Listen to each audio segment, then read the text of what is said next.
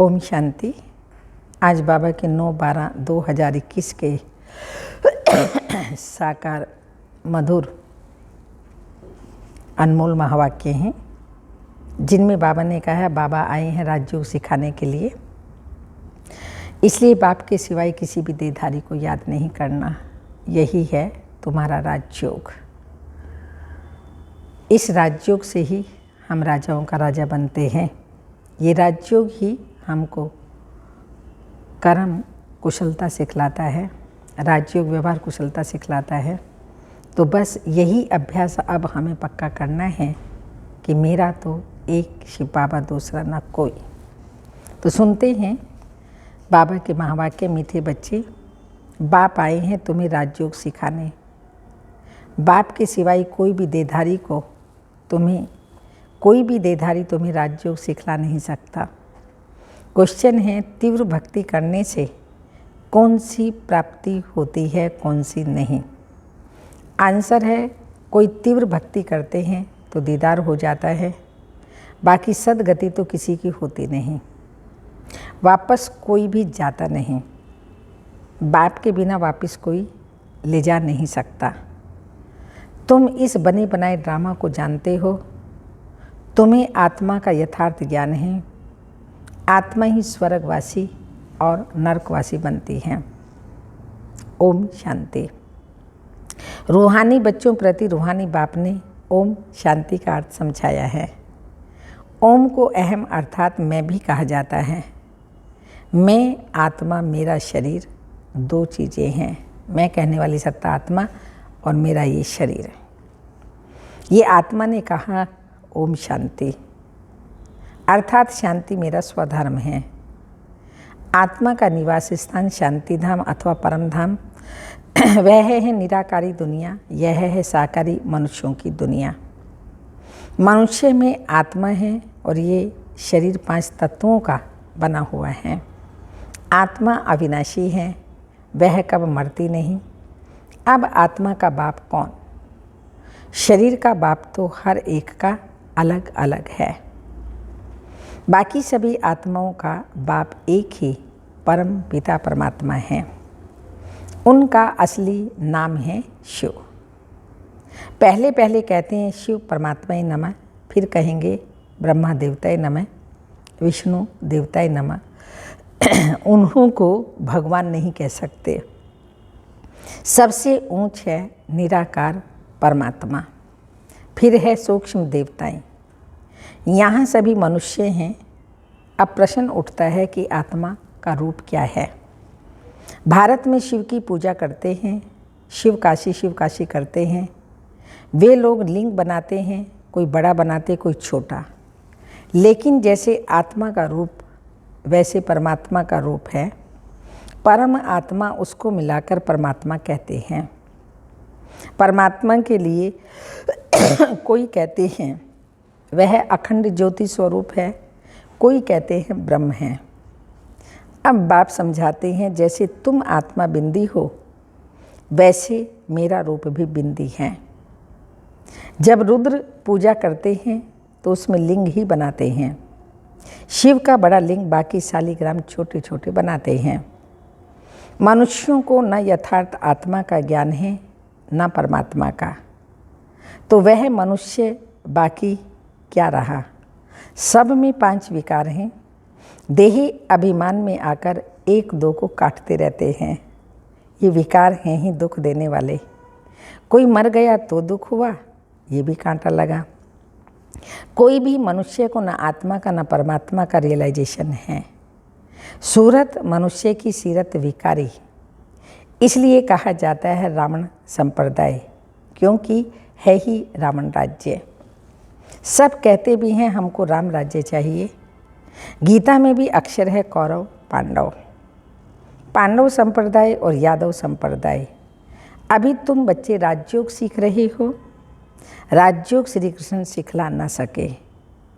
वह सत्युग का प्रिंस, उनकी महिमा सर्वगुण संपन्न, 16 कला संपूर्ण, संपूर्ण निर्विकारी, मर्यादा पुरुषोत्तम, अहिंसा परमो धर्म।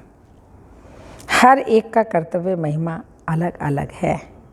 प्रेसिडेंट का कर्तव्य अलग, प्राइम मिनिस्टर का कर्तव्य अलग। अभी यह तो ऊंचे ते ऊंचा बेहद का बाप है। इनके कर्तव्य को भी मनुष्य ही जानेंगे, जानवर थोड़ी जानेंगे। मनुष्य जब तमो प्रधान बन जाते हैं तो एक दो को गाली देते हैं। यह है पुरानी दुनिया, कलयुग। इसको नर्क कहा जाता है, विशेष वर्ल्ड कहा जाता है। सत्युग को वाइसलेस वर्ल्ड कहा जाता है। आत्मा इन ऑर्गन्स द्वारा कहती है हमको राम राज्य चाहिए। हे पतित पावन, आप आकर पावन बनाओ, शांति धाम सुख धाम में ले जाओ। तो बाप समझाते हैं दुख सुख का खेल बना हुआ है। मायाते हारे हार, मायाते जीते जीत। जिसकी पूजा करते हैं उनके ऑक्यूपेशन को बिल्कुल ही नहीं जानते। इसको कहा जाता है अंधश्रद्धा अथवा गुड़ियों की पूजा। जैसे बच्चे गुड़िया बनाकर खेल पाल कर फिर तोड़ देते हैं, शिव परमात्मा नमः कहते हैं, परंतु अर्थ नहीं जानते। शिव तो है ऊंचे ते ऊंचा बाप। ब्रह्मा को भी प्रजापिता कहते हैं, प्रजा माना ही मनुष्य सृष्टि। शिव है आत्माओं का बाप। सभी को दो बाप हैं, परंतु सभी आत्माओं का बाप शिव है। उनको दुख हरता सुख करता कहा जाता है, कल्याणकारी भी कहते हैं। देवताओं की फिर महिमा गाते हैं आप, सर्वगुण संपन्न आदि आदि। हम नीच पापी, हमारे में कोई गुण नहीं, बिल्कुल तुच्छ बुद्धि हैं। देवताएं स्वच्छ बुद्धि थे, यहाँ हैं सब विकारी पतित, इसलिए गुरु करते हैं। गुरु वह जो सदगति करे। गुरु किया ही जाता है वानप्रस्थ में। कहते हैं हम भगवान के पास जाना चाहते हैं। सत्युग में वानप्रस्थ अवस्था नहीं कहते। वहाँ ये मालूम रहता है कि हमको ये शरीर छोड़ दूसरा लेना है। यहाँ मनुष्य गुरु करते हैं मुक्ति में जाने के लिए, परंतु जाता तो कोई भी नहीं है। यह गुरु लोग सब भक्ति मार्ग के हैं, शास्त्र भी सब भक्ति मार्ग के हैं। ये बाप समझाते हैं बाप एक ही है, वही भगवान है। मनुष्यों को भगवान कैसे कह सकते? यहाँ तो सभी को भगवान कहते रहते हैं। साईं बाबा भी भगवान, हम भी भगवान, तुम भी भगवान, पत्थर भीतर सब में भगवान। तो पत्थर बुद्धि ठहरे ना। तुम भी पहले पत्थर बुद्धि नरकवासी थे, अभी तुम हो संगम युगी। महिमा सारी संगम युग की है। पुरुषोत्तम मास मनाते हैं, परंतु उसमें कोई उत्तम पुरुष बनते नहीं। तुम अभी मनुष्य से देवता कितने उत्तम पुरुष बनते हो? तो बाप कहते हैं मैं कल्प के संगम युगे भारत को पुरुषोत्तम बनाने आता हूँ। तो यह भी बच्चों को समझाया है, जैसे आत्मा बिंदी है वैसे परम पिता परमात्मा भी बिंदी है। कहते हैं भ्रकुटी के बीच में चमकता है अजब सितारा। आत्मा सूक्ष्म है, उनको बुद्धि से जाना जाता है, इन आँखों से नहीं देखा जाता। दिव्य दृष्टि से देख सकते हैं। समझो कोई तीव्र भक्ति करते हैं, उससे दीदार होता है, परंतु उससे मिलता क्या? कुछ नहीं। दीदार से सदगति तो हो न सके। सदगति दाता, दुख हरता, सुख करता एक ही बाप है। ये दुनिया है ही विकारी। साक्षात्कार से कोई स्वर्ग में नहीं जाते। शिव की भक्ति का दीदार हुआ फिर क्या हुआ? वापिस तो कोई बाप बिगड़ ले जा नहीं सकते। ये बना बनाया ड्रामा है। कहते हैं बनी बनाई बन रही आदि आदि, परंतु अर्थ जरा भी नहीं जानते। आत्मा का भी ज्ञान नहीं है। वह तो कहते हैं हर एक आत्मा 84 लाख जन्म लेती है, उसमें एक मनुष्य जन्म दुर्लभ होता है, परंतु ऐसी कोई बात नहीं है। मनुष्य का तो बड़ा पाठ चलता है। मनुष्य ही स्वर्गवासी, मनुष्य ही नरकवासी बनते हैं। भारत ही सबसे ऊंच खंड था, लक्ष्मी नारायण का राज्य था। वहाँ तो बहुत थोड़े मनुष्य थे, एक धर्म एक मत थी। भारत सारे विश्व का मालिक था और कोई धर्म नहीं था। यह है पढ़ाई। ये कौन पढ़ाता है? भगवानुवाच्य है कि मैं तुमको इस राजयोग द्वारा राजाओं का राजा बनाता हूँ। भगवान ने किसको गीता सुनाई? गीता से फिर क्या हुआ, यह किसी को भी मालूम नहीं है। गीता के बाद है महाभारत। गीता में राजयोग हैं। भगवानुवाच्य। मामेकम याद करो तो तुम्हारे पाप भस्म होंगे। मनमना बहु का अर्थ यह है कि बाप कहते हैं तुम जो सूर्यवंशी पूज्य थे वह फिर पुजारी चंद्रवंशी बन गए। विराट रूप का अर्थ भी तुम बच्चे जानते हो। विराट रूप में जो दिखाते हैं उसमें ब्राह्मणों को गुम कर दिया है। ब्राह्मण तो बहुत गाए जाते हैं। प्रजा पिता ब्रह्मा की संतान है ना। बाप ब्रह्मा द्वारा ही रचना रचते हैं, एडॉप्ट करते हैं। अब तुम हो ऊंच ब्राह्मण, तुमको रचने वाला है ऊंचे ते ऊंचा भगवान, जो सबका बाप है। ब्रह्मा का भी वह बाप है। सारी रचना का वो बाप है। रचना हो गई सब ब्रदर्स। वर्षा बाप से मिलता है, ना कि भाई से। शिव जयंती भी मनाई जाती है। आज से 5000 वर्ष पहले ब्रह्मा तन में शिव बाबा आया था। देवी देवता धर्म स्थापन किया था। ब्राह्मण ही राजयोग सीखे थे। वह तुम अब सीख रहे हो। भारत पहले शिवालय था। शिव बाबा ने शिवालय स्वर्ग रचा और भारतवासी ही स्वर्ग में राज्य करते थे। अब कहाँ राज्य करते हैं? अब पति दुनिया नरक है। यह कोई समझते नहीं, तो हम नरकवासी हैं। कहते हैं फलाना हमारा स्वर्गवासी हुआ, तो अपने को नरकवासी समझना चाहिए ना।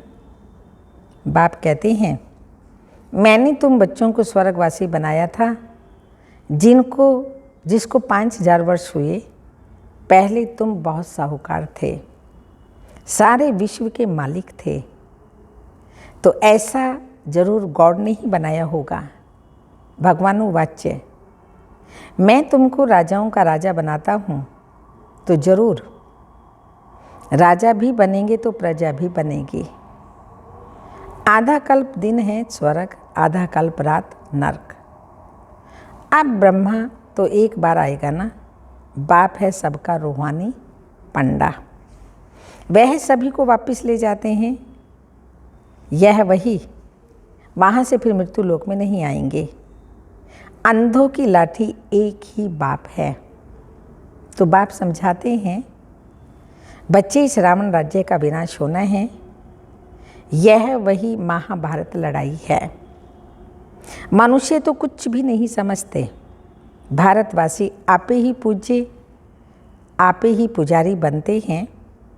सीढ़ी उतरते उतरते वाम मार्ग में चले जाते हैं तो पुजारी बन जाते हैं। पहले सब पूज्य सूर्यवंशी थे, फिर 2 कला कम चंद्रवंशी हुए, फिर उतरते उतरते पुजारी बने। पहले पहले पूजा होती है शिव की, उसको अव्यभिचारी पूजा कहा जाता है। अब बाप कहते हैं एक निराकार बाप को याद करो और कोई भी देहधारी को याद नहीं करना। बुलाते भी हैं हे पतित पावन, आकर हमको पावन बनाओ। तो मेरे बिगर और कोई कैसे पावन बना सकते? सीढ़ी में दिखाया है कलयुग के अंत में क्या है। 5 तत्वों की भक्ति करते, साधु सन्यासी ब्रह्म की साधना करते, स्वर्ग में ये कोई भी होते नहीं। ये सारा ड्रामा भारत पर ही बना हुआ है। 84 जन्म लेंगे। यहाँ भक्ति मार्ग की कोई दंत कथाएं नहीं है। ये पढ़ाई है। यहाँ तो शिक्षा मिलती है कि एक बाप को याद करो। ब्रह्मा विष्णु शंकर को भी याद नहीं करना है। कोई भी देहधारी को याद नहीं करना है। तुम बच्चे कहते हो हमारा तो एक शिव बाबा, दूसरा ना कोई। तो बाप भी कहते हैं बच्चे ग्रस्त व्यवहार में रहते कमल फूल समान पवित्र बनो। पतित पावन मुझे एक बाप को ही कहते हैं। फिर मनुष्य गुरु कैसे बन सकते हैं? खुद ही वापस नहीं जा सकते तो औरों को कैसे ले जा सकते हैं? ना कोई ज्योति ज्योत में समाते हैं, सब पाठ बजाने वाले यहाँ पुनर्जन्म में हैं। तुम सब हो, कौन हो आप सभी? सजनिया, एक साजन को याद करते हो। वह रहम दिल है, लिबरेटर है। यहाँ दुख है तभी तो उनको याद करते हैं। सतयुग में तो कोई भी याद नहीं करते। बाप कहते हैं हमारा पार्टी संगम युग पर है, बाकी युगे युगे अक्षर रॉन्ग लिख दिया है। इस कल्याणकारी पुरुषोत्तम युग का किसी को भी पता नहीं है। तो पहली मुख्य बात है बाप को जानना। नहीं तो बाप से वर्षा कैसे लेंगे? रचना से वर्षा मिल नहीं सकता। बाप ने ब्रह्मा द्वारा अडॉप्ट किया है।